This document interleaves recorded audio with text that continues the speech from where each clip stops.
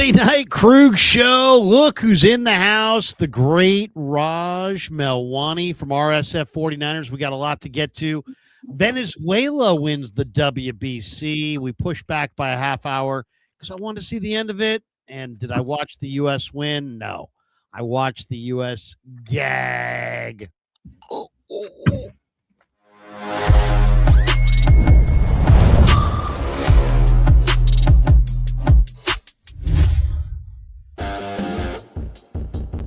Off and running Tuesday night on the Kreuger show. Hope everybody's loving your great day today. Welcome. The Kreuger show brought to you by Pig and a Pickle. The best barbecue in all of Northern California is Pig and a Pickle.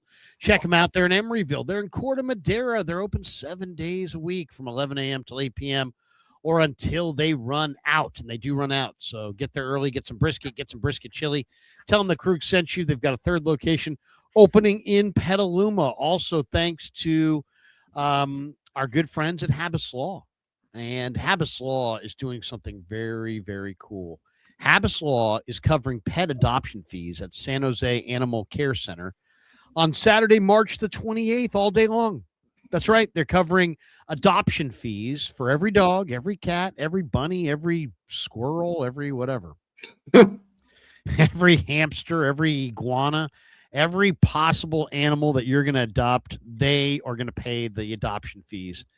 So right now, the incredible animals are waiting behind kennel doors, some for weeks, some for months, some for longer. So March 28th, they're waiting for their next person to step into their life, and that could be you. So come meet your new best friend. Walk in with a generous heart and leave with, a life-changing friend. And thanks to them for sponsoring this. This is an awesome initiative. Really love Habas Law. Thank you to Habas Law for doing this. They care about their community. Once again, it's March 28th, Saturday, March 28th at the San Jose Animal Care Center. And the address, it's 10 a.m. to 4 p.m., 2750 Monterey Road. Is the location. Habas Law, rough on injustice with a heart for paws. Wow. So thanks to Habas Law. Seriously, thanks to Habas Law. Also, thanks to Alomar Marina for being a proud sponsor of the Kreuger Show. Check them out online. AlomarMarina.net.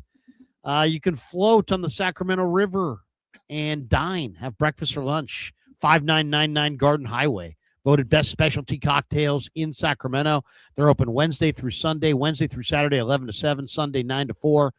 Drive up on your boat, have some shrimp tacos, dock your boat, watch the game, hang out, dine while you float. There you go. AlomarMarina.net. Check it out online.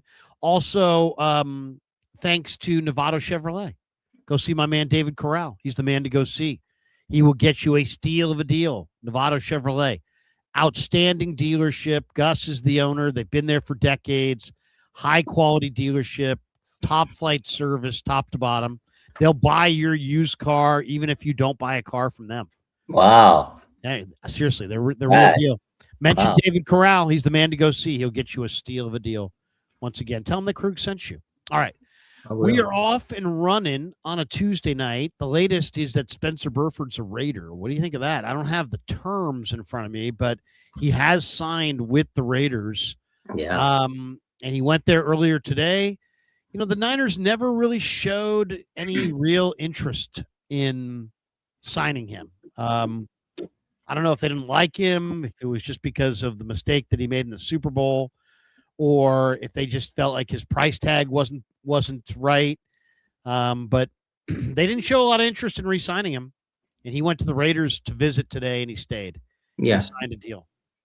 Good for him. Nice guy. But now, Larry, he gets the pleasure of trying to block Chris Jones twice a year. You know how that went in the Super Bowl. It didn't go too good. And I don't care. Niner fans, if you look at the comments on social media, they're pretty happy he's gone.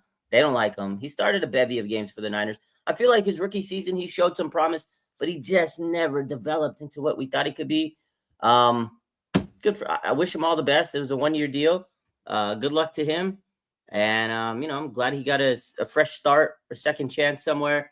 Niners weren't bringing him back. They already said they got to, upgrade the left guard position, before the offseason started. That right there was John Lynch saying, he gone. So I didn't expect him to come back. Good for him. Good dude. I'd messaged him. We talked a lot over the years. I did some interviews with him. So to me, he was like a good guy, like a nice guy. But on the field, didn't put it together. So good for him.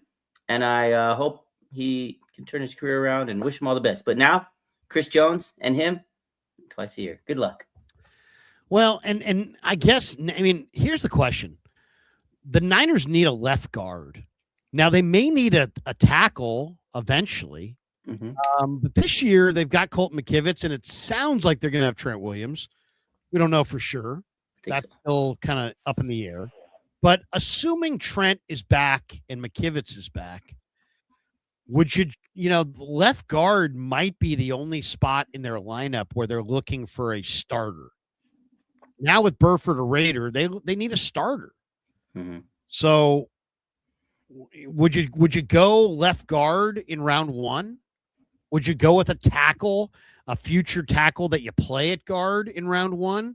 Do you look at edge or, Richard Sherman says safety, he thinks is. Yeah, not a safety in round one. I mean, there's Dylan Thieneman. There's Emmanuel McNeil Warren. There's some good players there for sure at safety. What do you think is the priority now? Draft. Yeah. Good question. I still think that they might even though they got Christian Kirk and Mike Evans, it sounds crazy. They still might get another receiver because, okay, you got Cowing and Watkins. Right there, they've unproven. Ricky Pearsall, gotta stay healthy. Mike Evans, great, but 32, 33. How many years are you really gonna have him for? It's really a 1 year deal. Maybe you keep him for 2. Christian Kirk, 1 year deal. So you might still get that Cooper, that Debo type slot guy. Maybe. I'm not saying that's their main priority, but if he's the best available, you gotta take their receiver. But I still think now with the way the roster's set up with Bryce Huff out, you gotta go edge. If they can get a premier edge, I think that's the way they go. Although I would love for them to get an offensive lineman. I was thinking about this today, actually, before we came on the show.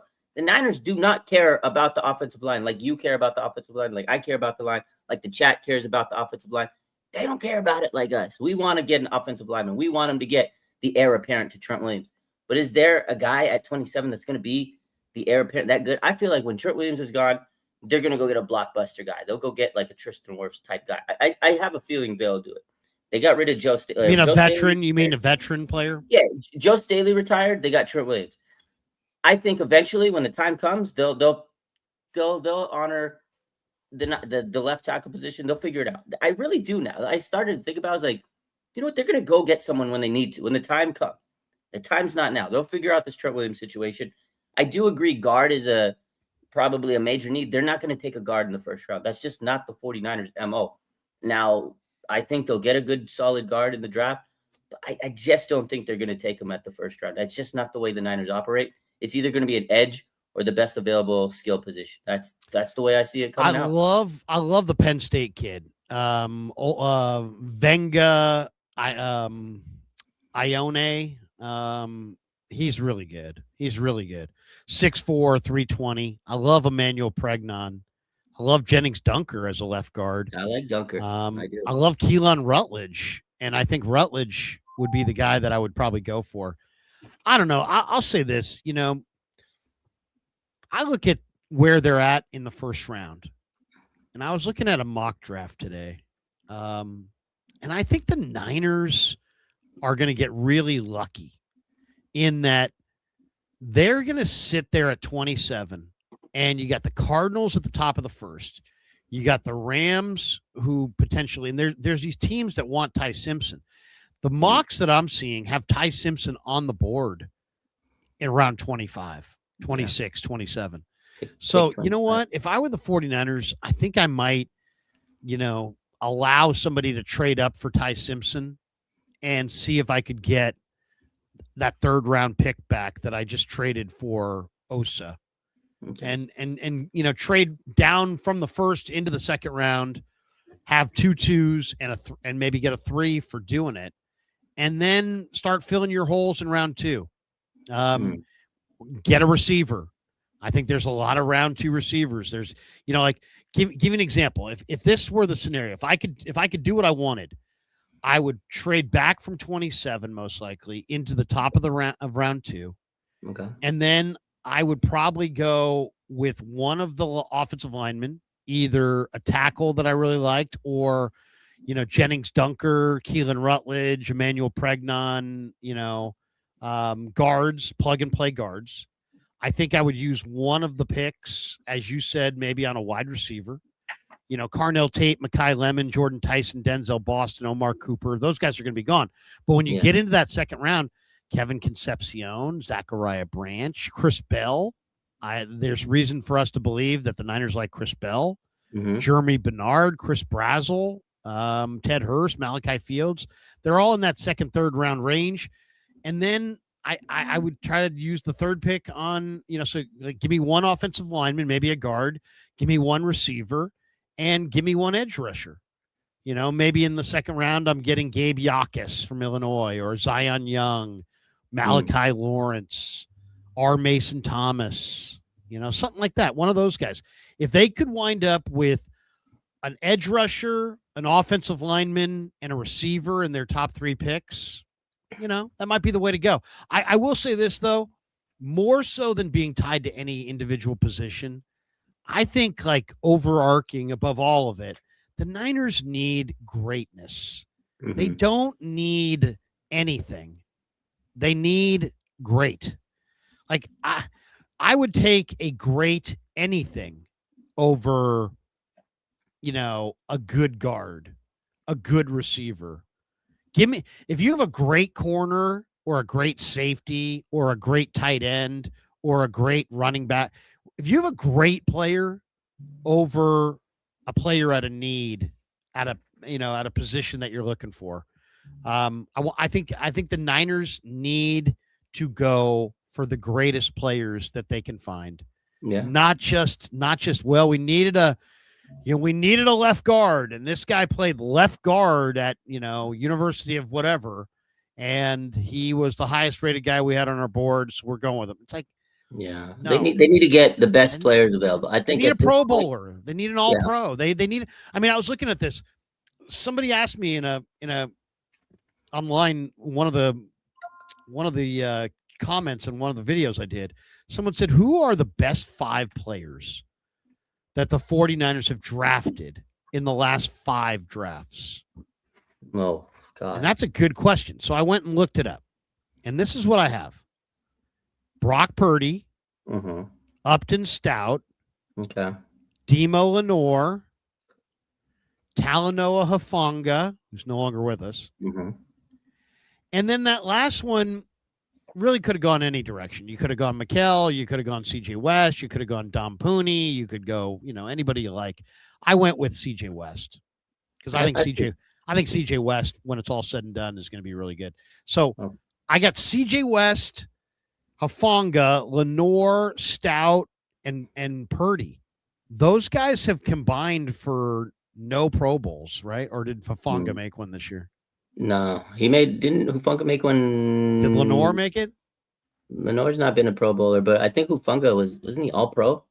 Okay, so maybe so you've got like one player there who's Pro Bowl or All Pro, and he's not even on the team anymore. I know he's in not. The last 5 drafts. And that's what I always say about the Niners is they try to just draft like the fit guy, the guys that fit who they want to be about, like these good quality kids. I don't care if he is the Niner. Oh, he personifies Niner. Get a good play. That's why the Seahawks and the Rams continue to stay good because they draft so good. Look at their drafts, like JSN and all the people they've put together at the Seahawks and the Rams. They've drafted some damn good players. It's like, man, who cares about like scheme fit? Just get some damn great football players. Like if the guy is good and he's available, draft him. Don't be like, oh well, he wasn't as high on our board. I want to see. Honestly, enough of these. See the Niners board, like their big board. Enough of these qualifiers as well. Oh, Ricky's a man beater, and that's why we had to have Ricky because he beats man cover. He doesn't play. He didn't get out there. Mikael Williams. We weren't looking for a pass rusher. We were looking for somebody who would set the edge on first and second down. And it's like, what? You drafted an edge rusher last year in the first round, and guess what? Maybe your number one need here in 2026 is edge rusher. So, I mean, especially after losing Bryce Huff, you really need an edge rusher. So, I mean, think about it. You have gone in the last 2 drafts in the first round for an edge rusher and a wide receiver. And if you talk to most Niner fans, they would say that what do we need most? An edge rusher and a wide receiver. And if Mikael Williams was just an awesome, like the best defensive end in football, we wouldn't need an edge rusher. If Ricky Pearsall was some incredible badass, we wouldn't need a receiver.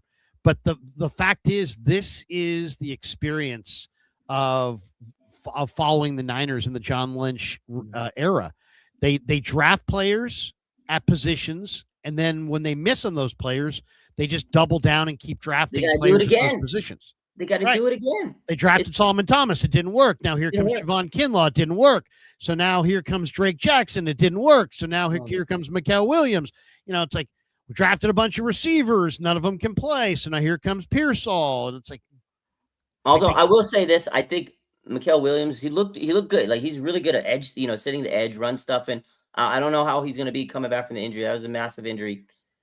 But he's not the edge rusher that we still need. And to your point, we needed an edge rusher, a guy that could get to the quarterback. And that's not Mikael's game. Maybe it can develop. He's a good defensive lineman, but he's not an edge rusher. So you still drafted this guy, D lineman tweener, and you still need an edge rusher. So I mean, like right now, like if I told you could have Mikael Williams or Walter Nolan, who would you rather have? I mean, Walter Nolan is an inside rusher, but he's 295 pounds. They were, I know last year I was very high on Walter Nolan, so I would have loved the pick. I do see why they took Mikael. I'm not saying Mikael's garbage. Okay, we're not talking about like, hey, Mikael's garbage. We're not saying that. Mikael's got some real good traits. I'm just saying it cannot be lost on anybody that the Niners keep having to redraft at the same positions over and over again because they're either getting a player, but it's not the right player. They're getting a player, but not the player. They're not getting the right guy at that spot. And that's the thing, because whatever they're looking for in that position, because they know the positions they need, but they get the wrong guy at the positions. Like, what are you looking at? And if you look at that's why I'm glad they traded the 3rd round pick for Odigizua. Yeah. Osa.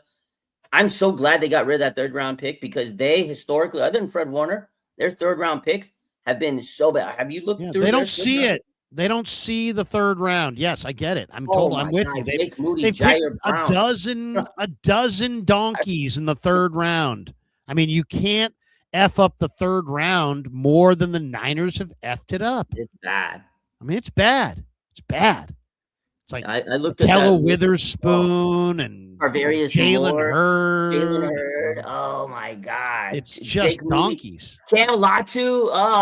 Latu, fucking kicker. I mean, come on. I mean, they're a 3rd round tire fire. So yeah, they made sense to Danny Gray. That's right. Oh, Danny Gray. God. Ambry Thomas. How about Ty Davis Price? Yeah, DDP, you know what Ty Davis? You know what Ty Davis Price's claim to fame was this year? What was that? We saw him in Baton Rouge at LSU, Florida, shooting T-shirts out of a cannon. Oh my God, that's where he is. God. And then they got Trey Sermon T-shirts. That's terrible. Trey Sermon. Remember they thought, he's gonna be the guy. Oh my God. Joe Williams. Jesus Christ. Ambry Thomas. I mean, it's a witness protection program. I mean, it's literally a bunch of nobodies. So yeah, you're right. Trading for Osa was a great move. That was good because they know they can't draft. Now here's the question. What do you do at edge? Do you draft a guy? Do you sign Joey Bosa and give him $10, $12 million for a year or two? Or do you trade another draft choice, maybe in the 4th round, or a player to the Vikings for Jonathan Greenard? So you do both. You get the veteran. Now, whether they get Jonathan Greenard or Joey Bosa, that's Up to them. I don't care which one. I Who would would you be prefer? happy. I prefer Jonathan Greenard because he's younger, but you still have to give it the draft pick. So but again, just Or a like the player. Osa, but again, the Osa situation is you got a player that's going to be better than who you're going to draft, and I think it's the same situation. You get a player that's going to be better than who you draft in that 4th round. So I'm okay with that. Joey Bosa probably going to be, a good veteran for a year, maybe 2, probably a year. They've been giving out 1-year contracts this year. You still need to go get a rookie or, a good edge rusher. Even if you get Jonathan Greenard, Yeah, you you still need need to multiple draft. guys. Yeah, you need depth because the Niners substation injuries, it's bound to, something's going to happen. I hate to say it, but you got to get younger guys because eventually those older guys are not going to be the same. So you need to get the younger guys, get the depth. So 100% you do both. But whether they do the trade for the Vikings or get Joey Bosa, that's going to be up to them. If it's me, I'll do the trade, but I'll be happy with either way, either veteran. No, I'm with you. I agree with you. I would go for Greenard, but Greenard costs you a pick, and Joey Bosa I do think would play really well for the Niners. Richard Sherman said on his podcast that the Niners' biggest need is safety. And he says, he goes, it gives me hesitation to just roll back with no competition for Malik Mustafa and Jair Brown. I think that's something they have to address both in the draft and by finding a veteran presence. Everyone can see the value a veteran safety brings. It calms the defense down, gives them validity. Safety is one of the more difficult spots to evaluate. If you get the right player, it could be Ronnie Lott, and you could take that guy, at any pick in the draft. Some of the greatest safeties are some of the biggest impact guys in the history of football. Caleb Downs in this draft is awesome. But then there's a couple other guys here. There's Dylan Thieneman from Oregon, who had an incredible 4.36 40 at the combine. Then there's Emmanuel McNeil-Warren from Toledo. Toledo is producing a lot of good DBs. This guy's big and long and rangy. Some people like Traden Stukes from Arizona, who's very fast. Genesis Smith is a really good player from Arizona State. Bud Clark, TCU, looked amazing at the Senior Bowl. AJ Halsey from LSU probably is a little bit more like, your father's safety, right? He's like an 80s safety. He's a thumper. He will hit you. He's like almost like a linebacker. There's Zakee Wheatley from Penn State who had really, really good numbers. If you looked at his numbers, Jalen Kilgore from South Carolina, VJ Payne from K-State's big. Talking about 6'3", 6'4", really good player. There's more behind that. I like some guys deep in the draft. Big fan. I like Cole Wisniewski from Texas Tech. I like Jalon Catalon from Missouri a lot. Really, really like Miles Rouser from ASU. So what do you think? I mean, where are you on the Niners safeties? Do you agree with Sherman? They have Marquise Siegel, they have Jair Brown, and they have Malik Mustafa.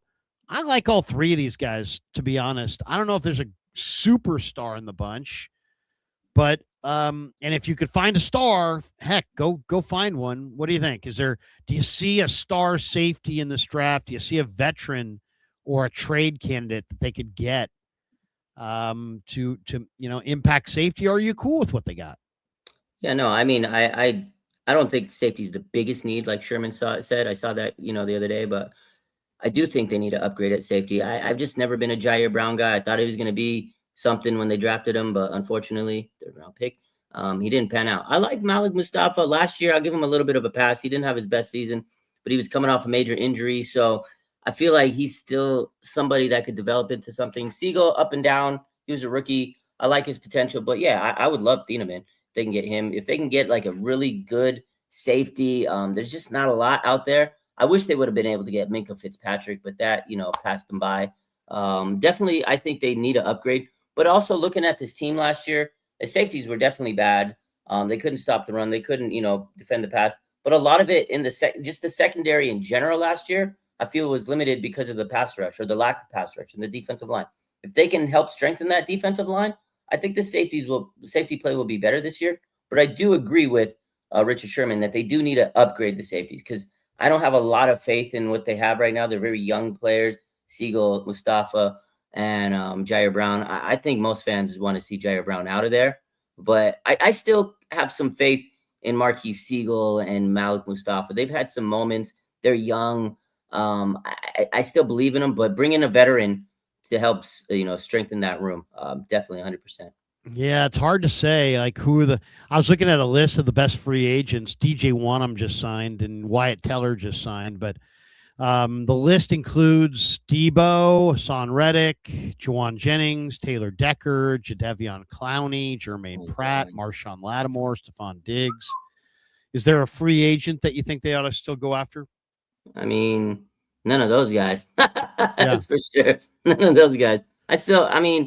Everybody's been talking about the Christian Kirk thing guarantees that Debo's not coming back. And I still think Jennings might have a chance. He might tuck his tail under his, tuck his tail in and say, hey guys, because his market is not what he probably expected it to be. I think he was, inflated his market, thought it was going to be 20 million, 23. I just don't think people are value him in that much. And I feel like he's more valuable for the 49ers than on any other team. They know the Niners know he's slow, but he'll still catch passes. He knows the system. He's a valuable blocker. I feel like the 49ers are his max potential. But, at this point, with Christian Kirk and Mike Evans into the fray, I don't see Jennings come back unless he just has to tuck his tail in and beg him and say, hey, guys, I love you. And they said they would welcome him back if they can figure out the price. I feel like another week or goes by and Jennings doesn't get signed, he might come back. The one thing we know he's not signed, but we really have no idea what his market is or what's going on with his market. We know he wanted $20 million. We know he wasn't worth $20 million. The Niners quickly moved off of him to Evans and then quickly to Christian Kirk. Something tells me that if there was any chance at all of Jennings coming back, they would have, slow played their acquisitions at wide receiver a little bit more and given him some opportunity. I think the fact that they ran quickly to Evans and then pivoted quickly and signed Kirk. I don't. Yeah, I think Jennings is gone. When I saw Kirk, I was like, oh yeah, there's no way. I think the Kirk signing is really a great signing. Now, it's funny, Grant did a whole video going, he sucks as a receiver. Yeah, but you know what? He was really good in the playoffs and he could still run. And to me, how you played in the playoffs this year matters way more over your football card or what you did at A&M or what you did with the Cardinals years ago. The most recent, example of Christian Kirk, we saw him producing. He had 3 touchdowns in 2 playoff games and close to 150 yards receiving. And he's always been able to run, he's not a burner per se. He's not like a 4.2, 4.3 guy.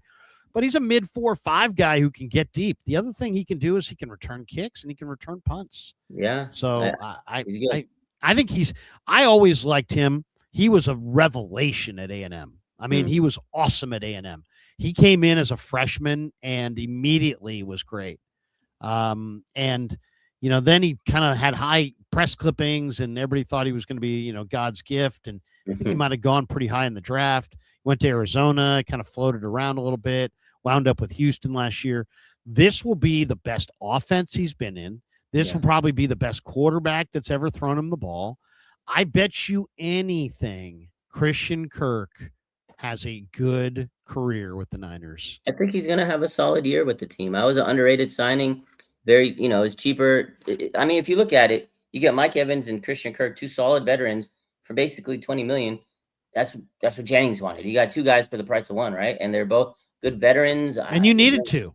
You needed to, yeah. You needed the depth. Well, look what happened last year. That wide receiver department got thin, and these guys are good professionals. They know how to run the routes, get open, they separate. You can throw them both the deep ball, I agree with you. What you said, this is probably the best quarterback they played with. And, a couple years back, Christian Kirk, if you remember, he kind of blew up the free agent market. Remember when the wide receiver market went absolutely nuts? Yeah, Balky gave him like $17 million or something. Yeah, man, he blew up the market. Everybody's like, what? Christian Kirk? So he's got talent. He's been paid well before. He's here to prove himself and, play in a dynamic offense. I love it. He could be in the slot. He could return. And you got to remember, one thing you mentioned, now I don't think he's going to be the primary return man, but they did lose Sky Moore. He's going to compete. There's going to be a competition this offseason on who's going to be a return man.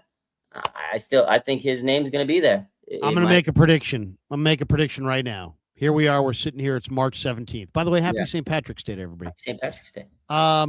Christian Kirk will have better numbers than Debo and Jennings combined. Wow. Okay, I like it. That's spicy. That's good. I really believe it. I believe it. You put him seeing the football in this offense with these other weapons. You take Jennings and Aiyuk and put them in other offenses. I'll take Christian Kirk's production up against those two guys combined. What do you think of the two offensive linemen the Niners signed? Brett Toth comes from the Eagles. Vidarian Lowe comes from the Patriots. ESPN gave the Niners a pretty high grade in free agency, and one of the reasons they liked it is they liked the Vidarian Lowe signing. He's got 35-inch arms. Is he a guard? Is he a tackle? Is he a swing tackle? He's probably a backup. He played all 17 games this year, 4 starts. He backed up Will Campbell at left tackle in New England. And then the other guy, Toth, was an offensive tackle at Army and then came into the NFL. He's played guard and center. And my friends with the Eagles say you got a really good player and that he's very underrated and probably going to play pretty good football. What's your thoughts on those two guys? What's your thoughts on where they are offensive line wise? Is there an offensive lineman that you want in this draft? Yeah, no, I think definitely. At the end of the day, they needed offensive line depth. I'm happy they got some offensive linemen because everybody's been screaming, get O-line, right? You lost Burford. You lost, you're probably going to lose Barch, which I'm fine with. He's a walking injury. So you get two guys that can replace, people that were really your big depth pieces on this line. If there was an injury, which sometimes happens on the O-line, you can plug these guys in. I'm really high on Brett Toth, the guy from the Eagles. Yeah. I've seen, his film. He looked good. He can play center. He can play guard. I feel like he's going to give Jake Brendel a little bit of comp. That's what you need. You need to get some competition, hit him in the mouth, give him a little, look over my shoulder. Oh, this guy might take my job. Maybe it's going to make Brendel play better. Now, I know we're not high on Brendel, but hey, maybe it's going to make him play better. And again, it's just a good depth piece. Vidarian Lowe, I didn't really know him coming in to when they signed him, but I've looked at him. I've looked at this, the film and everything. I've seen what everybody said. At the end of the day, we needed depth. So it's good to have some, a swing tackle possibly. So, hey, I'm happy. I'll take all the depth we can get at O-lineman.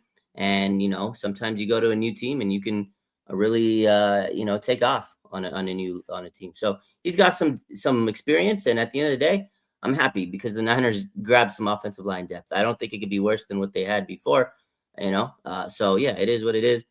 We mentioned him earlier, Jennings Dunker. We need a guard.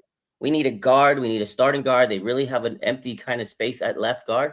Go get Jennings Dunker, and I'll be a happy man. The mullet, George Kittle, the Iowa vibe. I feel like he would be a perfect culture fit for the Niners. I don't know if Jennings Dunker is a tackle. He might, if he is, he's a right tackle. Yeah. He's either a right tackle or a guard, but I think he could be a very good guard for like the next 15 years. So I like that one a lot. I'm a big fan of Dunker, and they run the same system that the Niners run, which is an outside zone. And Dunker can run off the ball. I don't know about pass pro as a tackle. That's a question mark. But yeah, the rest of it, that's a great name. Couple other thoughts. One of the things I think is kind of interesting is, they were showing today the Niners have the worst yak receivers in the league.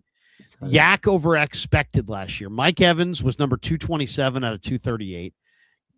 Pearsall was 229 out of 238. Christian Kirk was on number 180 out of 238.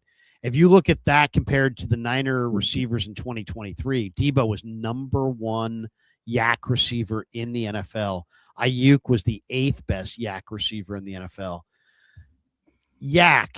I mean, Chris Bell, Tony Pauline, our buddy from Sportscada, is tied into the Niners. He says that look for the Niners to go after Chris Bell. Chris Bell might be the best yak. He's a great run after the catch receiver. The more I look at what the Niners have right now, the more I think take care of either the O-line or the edge rush in round 1, and maybe you trade back into the top of round 2. But then with your second round pick, maybe you go with Maybe you go with Chris Bell. Maybe you go with a big run after the catch receiver. I could see it. Yeah, no, 100%. It's definitely weird when you see what the wide receiver room looks like now to what it used to be under Kyle, because Kyle Shanahan, he's got the Yak Bros. That's like been his thing, Kittle and Aiyuk and Debo, and that's what it is. They got a whole different style of wide receivers. Now, I feel like Christian Kirk can do some yak, but you can throw him in the slot here and there, but he's always like that deep ball guy. You got Mike Evans, contested catch, like king. He can go up and get it. He can be the red zone guy. He can do some yaks, but he's more that I'm gonna route you and I'm gonna catch it, and that's it, man. You can't stop me. So it's a whole different wide receiver room. It's kind of crazy. Even Ricky Pearsall, he's a man guy. Run the route, get open, separate, boom. I'm gonna run that out route. It's crazy how the dynamics have changed. So you got to also realize they used to have Jimmy Garoppolo, and that's what you needed. You need to dink and dunk and scheme it and let him get the yak yards. And now you got Brock Purdy, who can throw it at different levels of the field. So I feel like now you're catering more towards Brock, and he can scramble a little bit more, and he can find the guy after he runs his route and gets open. He can do his checks and look at the receivers at different levels. You remember the Chicago game, the freaking Houdini play. He's running. I don't know how he gets it off. That's Brock Purdy. You don't just need a yak guy because he's going to improvise. So I feel like it is a different wide receiver room because you have a different quarterback that you had a couple years ago.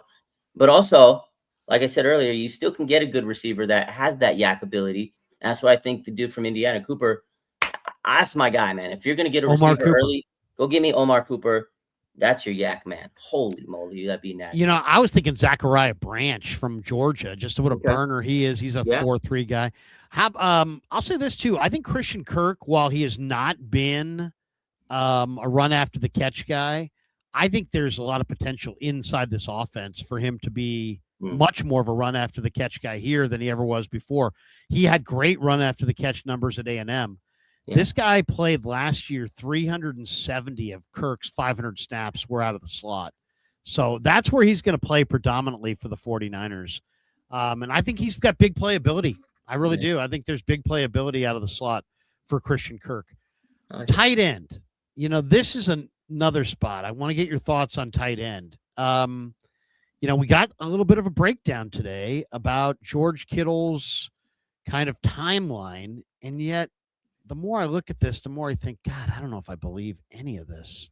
It's like the guy blew out his Achilles in the playoffs. It was January. I don't want to hear that this guy's going to be ready in week 1. But Dr. Neil L. Atrash is his doctor. And basically he says, you are right where you want to be. You're going to play next year, a lot of football. George went on with Bussin' with the Boys and gave an update on his progress. He said he's got out of a boot 2 weeks ago. He's out of the boot. He doesn't use crutches around the house. He will be completely off crutches, he says, within 2 weeks. He says the rehabilitation is going great. He's trending in the right direction. The Niners go into this offseason with just George and Tonjes. And then after that, I don't like the other guys. I'm not a Farrell guy. I don't think he gives them anything. And as bad as Farrell is, Braden Willis is worse. And those guys are zeros. It's so bad. So I love Kittle. I want to see him come back, but to me, he's like pre or post Halloween. I'm saying post Halloween. I say he returns in November, not maybe early November. It may not be Thanksgiving, but I don't think it's going to be September. I don't think it's going to be October. This is an Achilles. This guy is a future Hall of Famer.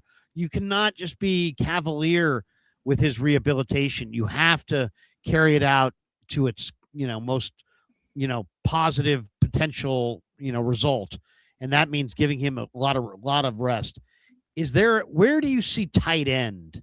And are the Niners going to go get a veteran? Like, part of me would be really happy if they went and signed like a TJ Hawkinson or somebody like that for like 1 year, like a real NFL tight end. Yeah. So George will not rush back and he will not sit there and be like, I need to do it. I need to get back. No. You're a Hall of Famer. You need to rehabilitate.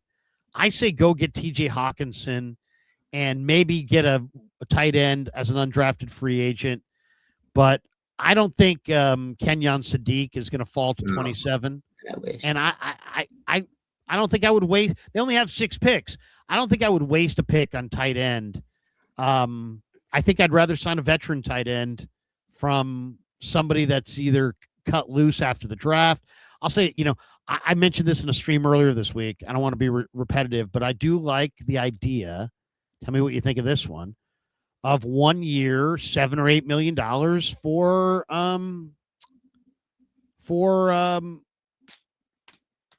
Waller, Darren Waller. Yeah, I mean, he came back last year and looked pretty damn good. Didn't look rusty after retiring and becoming a rapper for a year. Yeah, he looked good. He looked good with the Dolphins. Good. Yeah, he looked good. Yeah, the whole tight end situation's crazy. Now I know Kittle's a super athlete. He, rehabs like crazy. He's a madman. He's probably going to try to push the play early. Like if you look at Achilles, it's 9 to 12 month recovery. The 9 month would be close to September, which I just don't see it. I agree with you. I don't know if he's going to be ready by that point. Maybe October again. And you don't want to rush him because you don't want to make George Kittle re-aggravate, do something crazy. But in that interview today, it was a big revelation.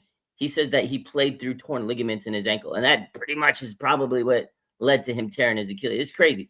Like George Kittle's a warrior. He's tough. But for this medical staff to let him play through torn ligaments in his ankle is crazy. So that tells me George, no matter what, he's going to try to get there for week 1. Like he wants to play. He's a gamer. But you got to protect him from himself. And I agree. I think they should go get a tight end. Now, the guy I was really high on this offseason was David Njoku, but he met with the Ravens today. So I'm pretty sure he's going to sign with them. But if you can call his agent and be like, yo, I know he's meeting with the Ravens. We want him. Figure out a way to get Njoku, because then you don't have to rush George Kittle back.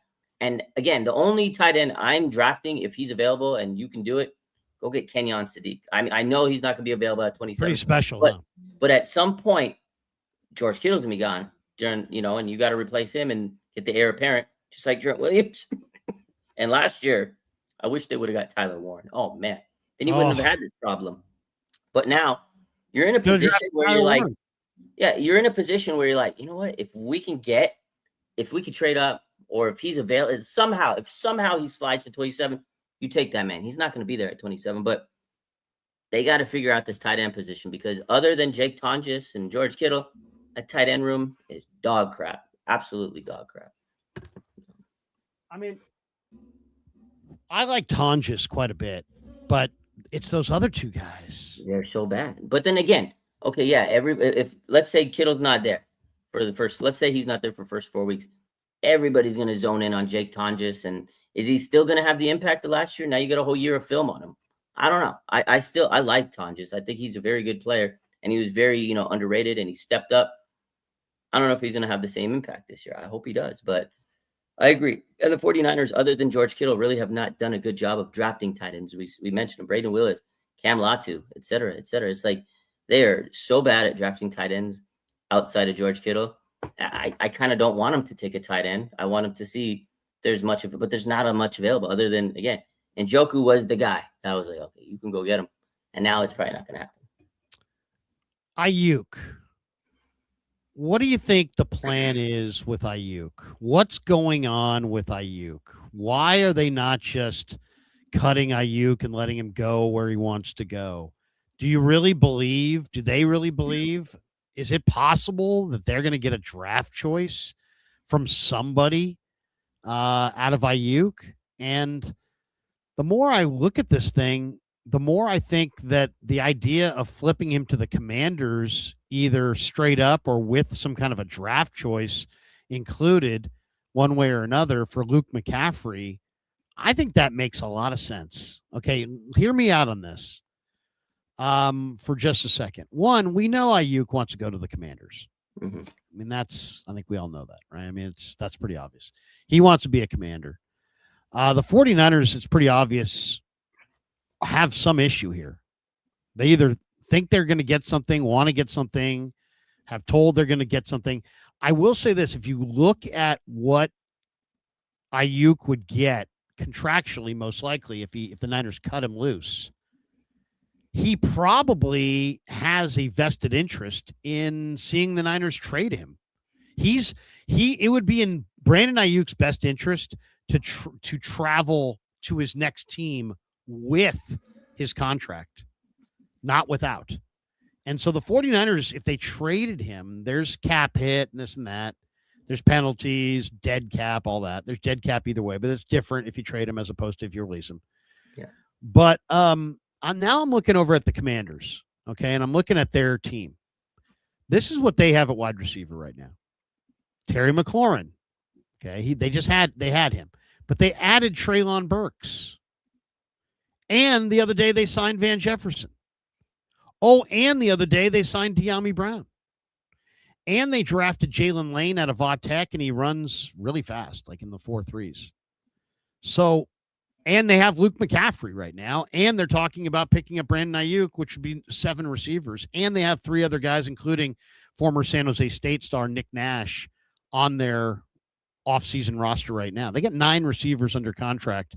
None of them are Brandon Aiyuk, and there's talk that they want Aiyuk. That would give them a 10th receiver. So, I mean, think about it from the Niners' perspective. It's a big, it's a big PR thing more than anything, right? It's like, oh, you signed Aiyuk, and now you're getting nothing, and you're trading him. But you know what? The PR spin would really be quite different if somehow it was Aiyuk and a pick. And it wasn't not a high pick, but let's say Aiyuk and a 27 conditional pick for Luke McCaffrey. Or Aiyuk straight up for McCaffrey and potentially a 27 conditional pick going to either the Niners or the Commanders based on how McCaffrey and Aiyuk perform in 2026. Something like that, so that nobody's dangling, nobody's getting the better end of the deal. But I think that would be a great move for the Niners because McCaffrey could help you in the return game. Luke McCaffrey coming to the Niners would be a positive story. Now it's not a negative story. It's more of a positive story. Daniels gets his best buddy in Aiyuk. The Niners get a McCaffrey reunion. It's positive PR over here. It's positive PR over there. I don't think it's crazy. I don't know what Luke McCaffrey is technically worth in a trade, but I'm looking at his year last year. He had 15 targets. He caught 11 balls, looks like 203 yards, 3 touchdowns, 18.5 yards per reception, 0 drops, 106 routes run, 72.8 grade, up from 54.3 was his rookie year grade. He was limited as far as his time due to injury. He did have some potential, show some potential as a downfield receiver. But what do you think? I mean, to me, that would be the win-win. That would make the Niner fans go, okay. And that would make the Commander fans, I definitely don't think they would miss Luke McCaffrey. And I definitely think that Luke McCaffrey joining the Niners, I don't know if I was Washington, if I would do it straight up because of the injury to Aiyuk, but if everybody's healthy, Aiyuk's way better than Luke McCaffrey, as we know. But if you wanted to throw a conditional pick in there because you wanted to protect yourself one way or another, either the Niners did or the Commanders did, I think that's reasonable as well. I think this would be a smart move. You have Mike Evans. McCaffrey is not, Evans is going to be that continuity piece. You've got Christian Kirk, who's more of a downfield threat, more of an explosive guy. You really need that, whatever back-end receiver you add in this thing to be a special teamer, jack of all trades, gadget guy. And, Luke McCaffrey could do that role. So I think it makes a lot of sense. I think it would be, not only would be a great trade, I also think it would be a great public relations save by the 49ers if they could do it. Maybe a good PR story. Luke McCaffrey asked me what do I think his value is. He's a 7th-round pick.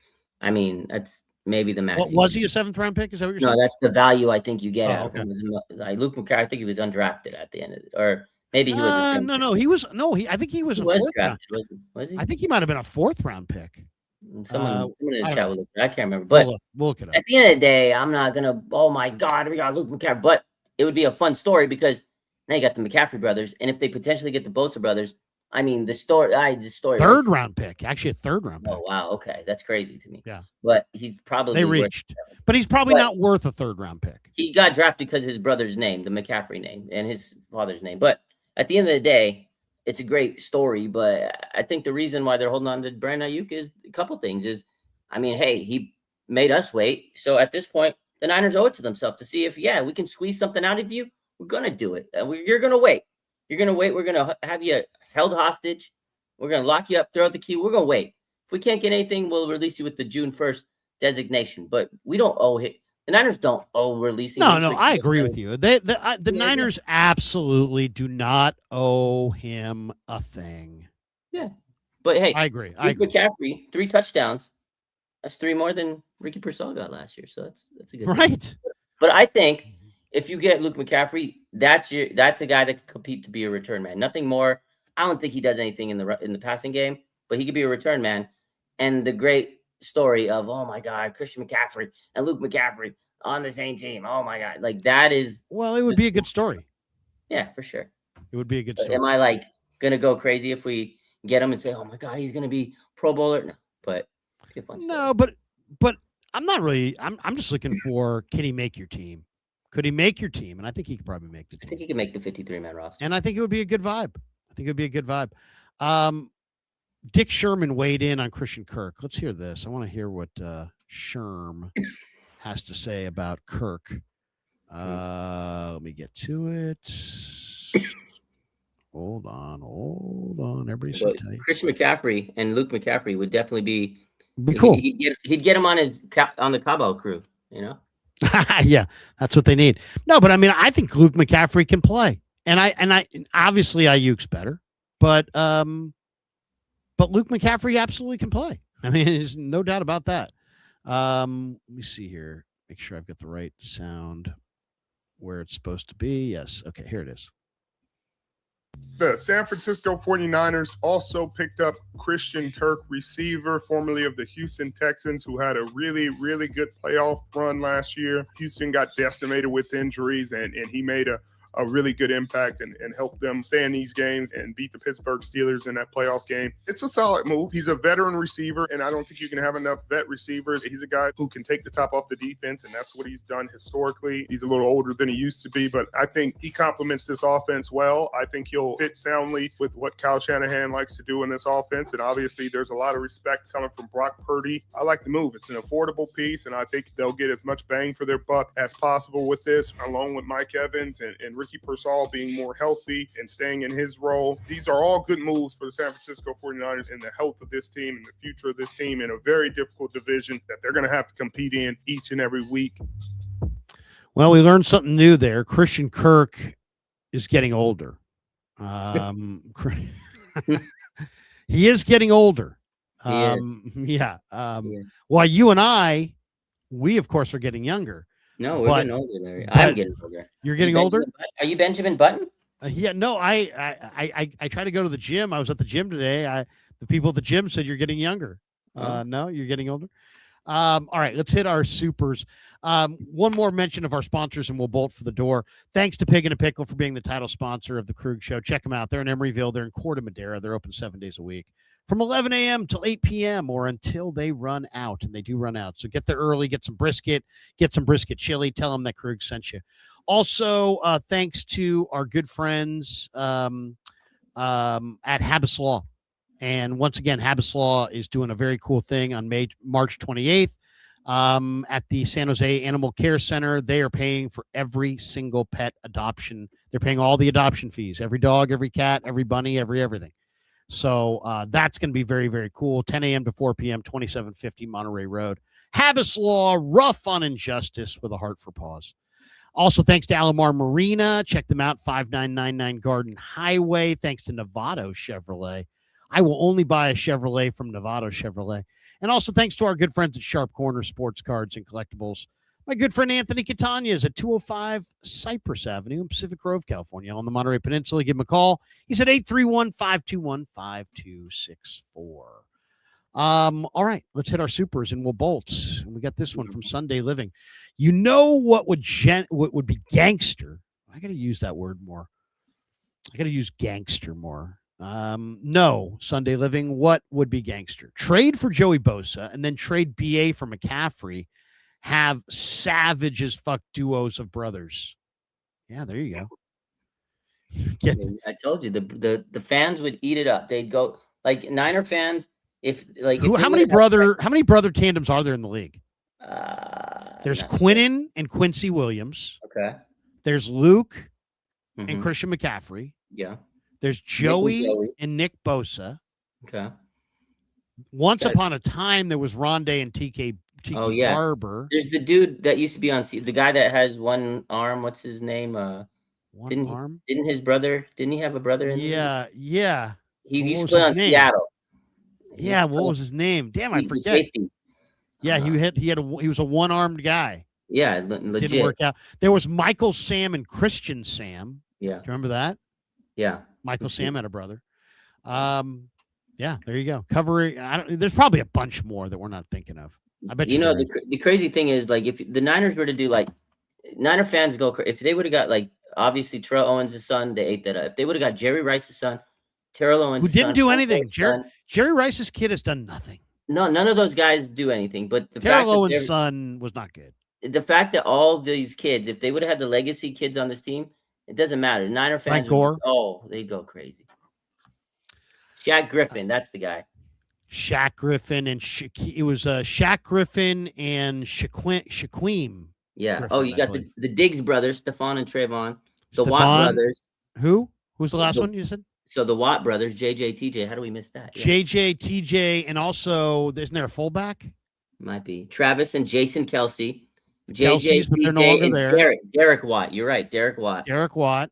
Nick and Joey, Stephon and Trayvon Diggs. Peyton and Eli Manning, of course. Yeah. Devin and Jason McCourty. Rondé and Tiki Barber. Shaquille and Shaquem Griffin. Yep. Tremaine, Terrell, and Trey Edmonds. Sterling Amon-Ra and Equanimous St. Brown. Amon-Ra St. Brown and Equanimous St. Brown. Sterling and Shannon Sharp. And then Michael and Martellus Bennett. Well, I mean, if we want to go all time, I mean, Dewey Selman and Leroy Selman for the Buccaneers back in the 70s. Those kind of Pouncey twins. The Pouncey twins. Cars. The Youngbloods, right? Wasn't there Jack and Jim Youngblood? Yeah. Someone said the Mario Brothers. T1942 says Brown gets cooked every time on the post route. Every time. Yeah, I love Brown. I do think he needs better coaching. In EV we trust. Thoughts on Kyle Duggar? I like Kyle Duggar. He was at New England. Steelers picked him up last year. I thought he played well for the Steelers. He's still a free agent. He's out there. That's not bad. He's a little stiff in coverage. Don't love him as a cover player. I really loved him in college coming out. I thought he was going to be great for New England. He wound up just being pretty good. Then he went to Pittsburgh. I thought he played well for the Steelers. I have to look into that a little bit more. Stephen Reynolds says, since they signed Greenlaw, I hope they keep D. Winters at strong side linebacker because he's fast and has NFL experience, and Nick Martin can still learn from Uncle Dre.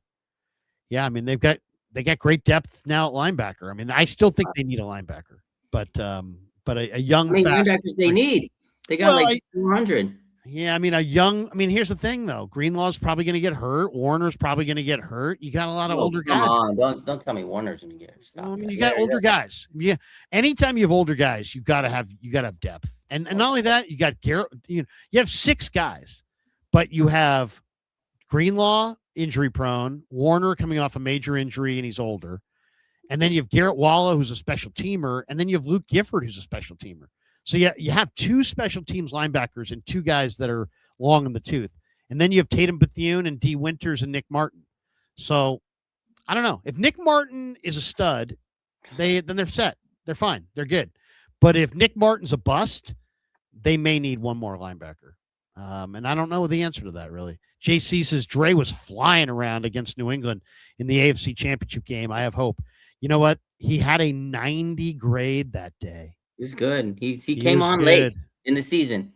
He missed a lot of the early part. He's a great player, man. But when he was healthy down the stretch, and that's what I think we're getting. Healthy Dre Greenlaw. I'm gonna.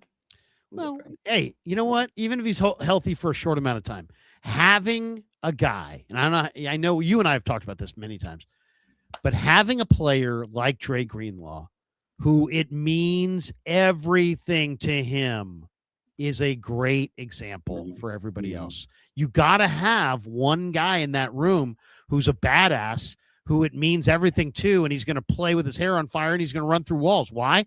Because that means every other guy in that room has to play to that level, and they do.